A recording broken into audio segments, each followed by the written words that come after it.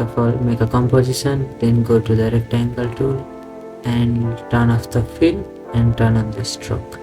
After that, make a rectangle shape and let's go to the contents, rectangle 1, and unlink this and put the composition you have made.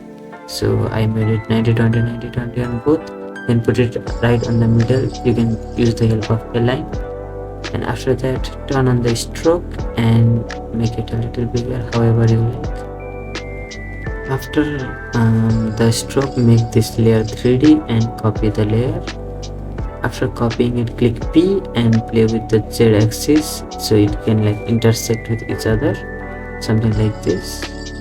After that, go to the contents, go to rectangle 1, and in the stroke section change the color whatever you like. Just make it different from the first color, and keep repeating this process until you get enough.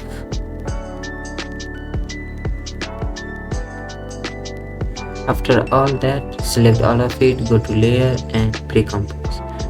After pre-composing, turn on these options, make it 3D as well, and again do the same thing. Copy it, let's rename it 2, and after that click P and then again play with the Z axis. Again make it until it intersect with each other, and make it turns up until you get enough of this.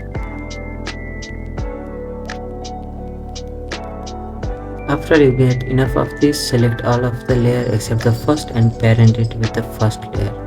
Now with the first pre-compose, click P and set a keyframe. Move it a little forward, then play with the Z axis and you can make the animation.